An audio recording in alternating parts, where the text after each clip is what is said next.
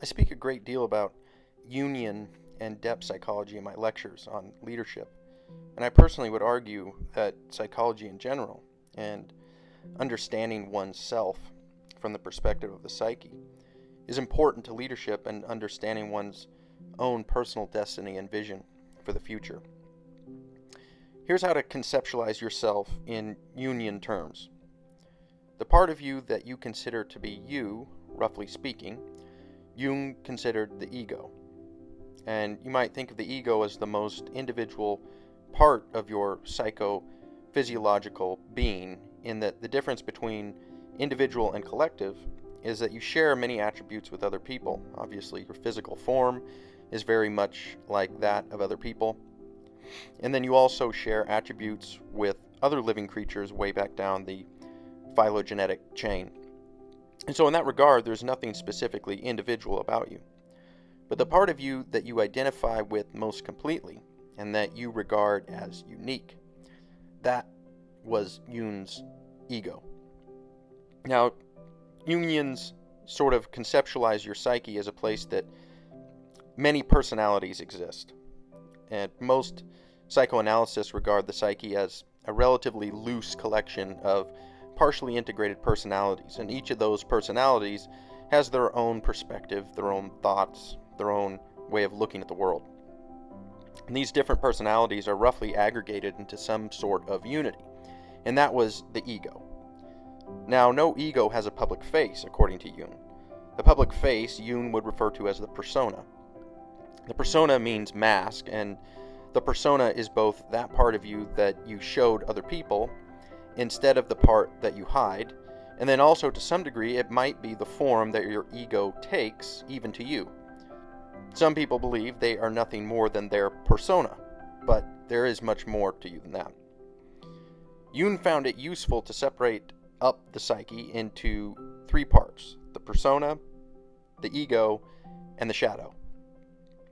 It isn't that there aren't other ways that it can be broken up, but breaking it up this way is useful for certain purposes, and this terminology is particularly useful from a psychoanalytic perspective.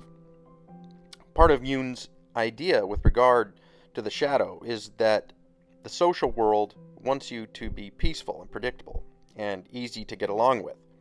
But that doesn't necessarily mean that peaceful, predictable, and easy to get along with are A, the only virtues, because they're certainly not, and B, that there are what you might call darker virtues, so to speak, and that they can be more dangerous in some sense because they harness forces that can be very destructive if they're not utilized consciously.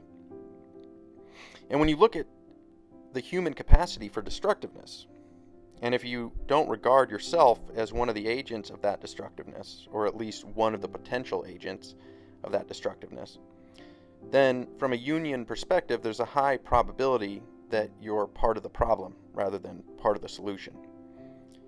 If you familiarize yourself with the realm of human capability, and then you regard yourself as human, what that means is that you have to regard yourself as a creature that's capable of what human beings are capable of. And human beings are capable of a lot of things, some wonderful and some absolutely horrendous.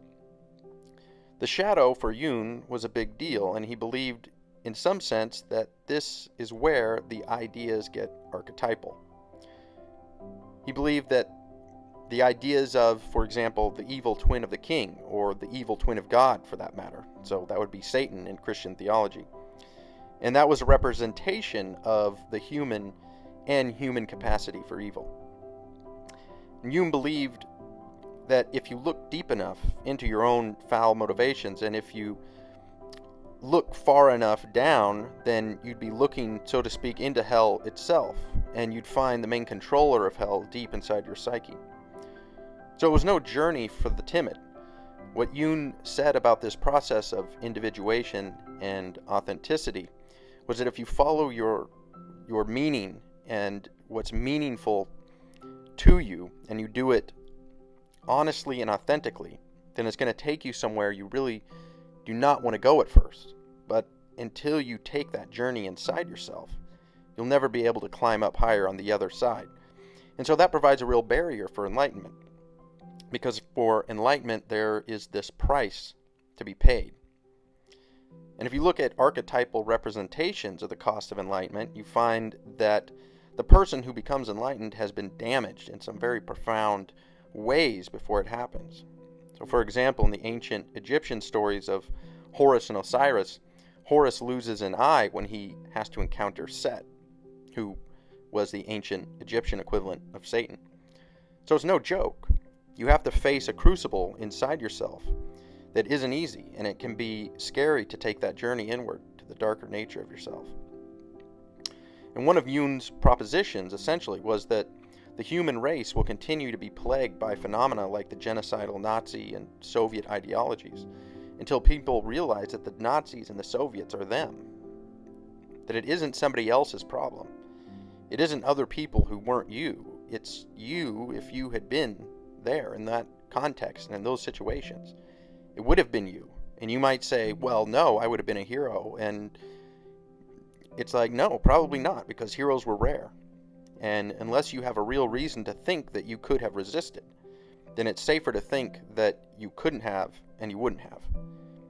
And so then there's this responsibility that goes along with that.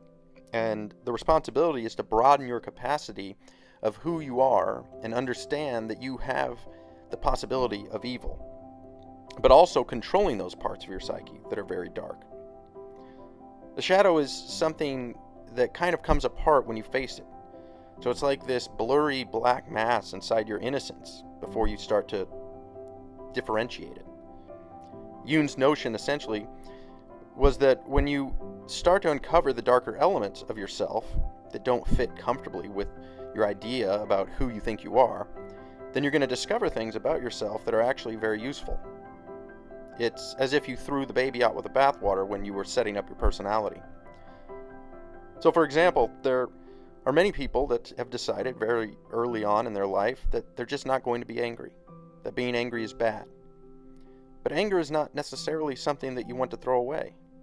It might instead be something that you want to bring within the realm of your personality so that it can express itself consciously and in an articulated manner. Because without anger, for example, you don't have any power, which basically means that no one needs to be afraid of you. And you might say, well, people shouldn't be afraid of me. And a Jungian would respond, well, what in the world would ever lead you to believe that? The distinction between being respected and being feared is not completely clear.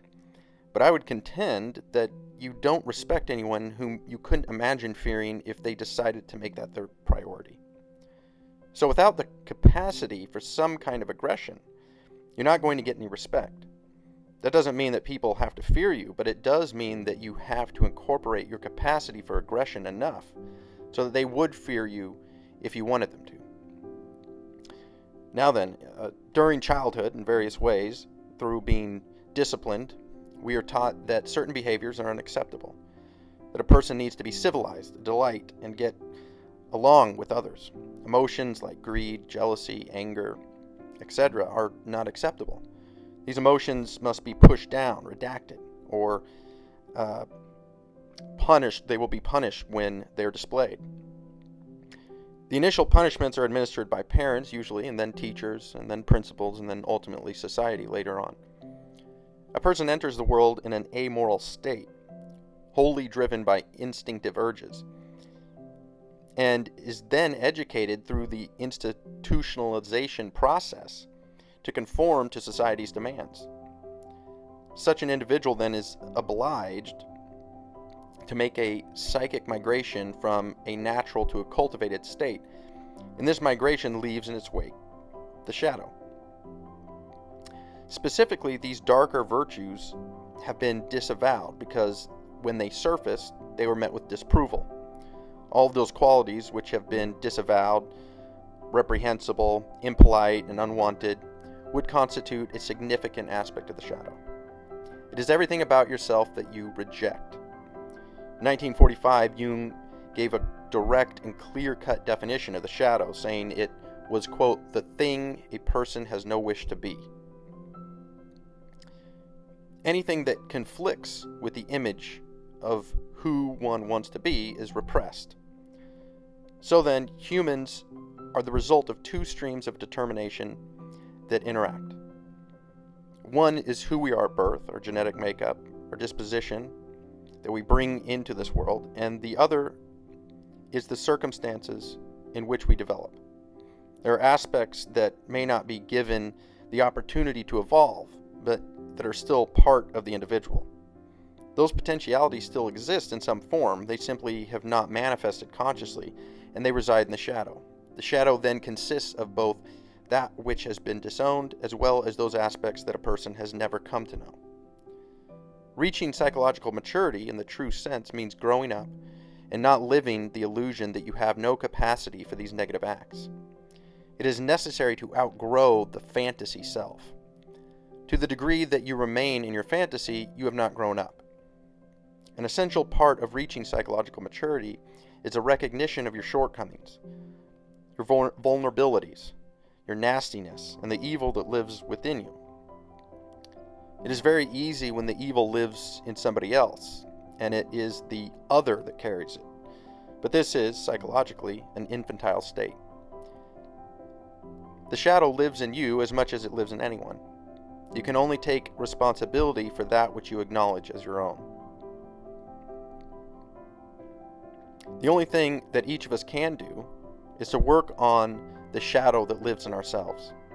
But in order to do that, we need to recognize, accept, and come to terms with our shadow.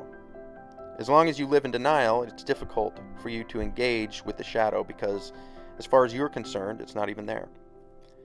The good news is that although it is difficult to do this work, it is also the most rewarding thing that you can do. It takes enormous personal courage to face oneself. It's not simple. It can be painful and problematic. Friends and loved ones may be lost along the way because their sense of identity could be threatened to the degree that you change and evolve. Coming to terms with your inner self, making friends with it, accepting yourself, both your strengths and your weaknesses, that which is attractive and that which is less so, is a very profound and necessary experience.